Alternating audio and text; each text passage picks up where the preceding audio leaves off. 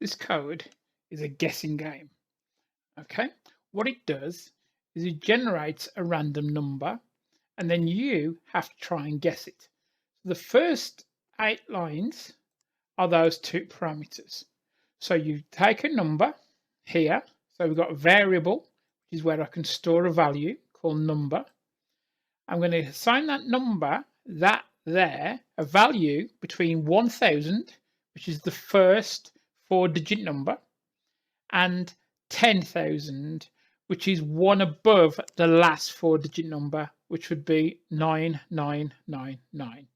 That's just because of the way that the programming language that is Python decides on its ranges. Okay, so line 8 is saying from the user, which is what input means, it wants you to guess a 4-digit number. And it's going to make that into an integer, which means it's going to be a whole number. And it's going to put that in a variable called n.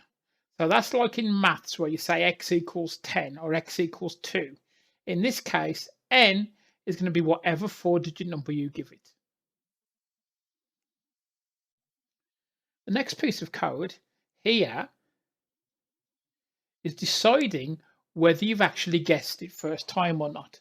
So if you guess it first time and the number that you've put in the program is the same as the random number it guessed, congratulations, you've won first time, you're a mind reader.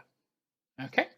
If you don't get it right, it does everything from line 14 all the way down to the end. Okay. So all the line here, this line down the outside means this is what happens if you don't get it first time. If you look, what the programmer has done is they've put comments in. And this is where the whole idea of a hashtag comes from.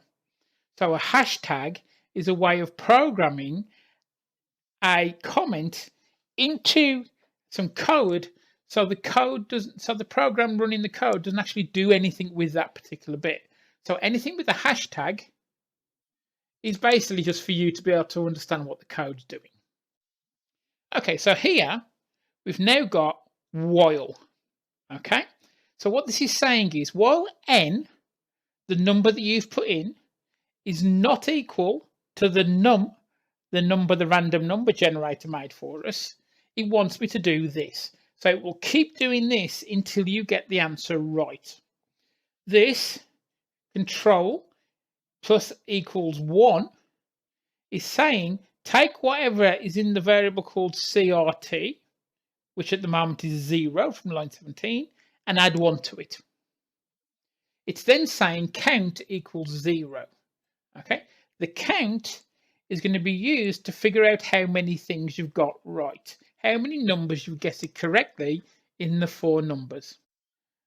Okay, so this bit, line 29 onwards, is telling the code and telling the program that it wants to use the number that you put in as if it was just characters. str stands for string. Okay, so it's turning whatever the number you put in into just 4 numbers. So for example, 1000 would be then stored as 1000, and that just makes it easier for us to take information out of the system. Okay, so the next line down is doing the same thing. So let's jump to here. This is what it's saying is x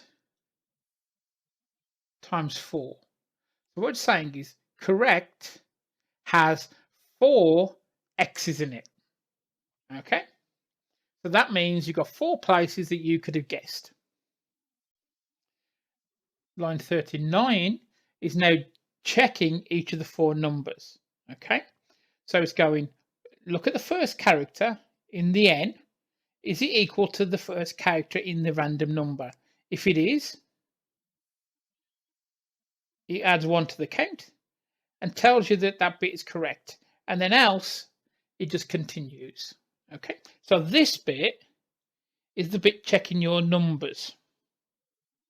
Okay, this bit, line 51 down, what that is doing is telling you where your correct numbers are. Okay, So because I want to have 4 numbers, I've got count less than 4.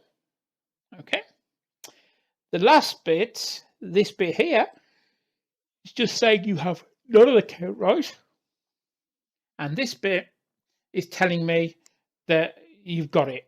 You've done it right. Okay. So I know that's a lot of code to go over. So let's have a quick look at what it does. So I'm going to press run. And I'm going to guess a 4-digit number. My 4-digit number I'm going to guess, because I know you guys like this, your 4-digit number for your phone is probably going to be 1, 2, 3, 4. Okay, so I've got the first number right, because it's telling me here, look, that 1 is correct, and then the X's are where I'm wrong. Okay, so I'm going to type in 1, because I know I've got that right. I tried 2 before, so let's just try all 1s and see what happens. I've still only got 1 correct, so these numbers where there's X's cannot be 1, 2, 3 for the third one, etc. So let's try 3. Let's try some 3s.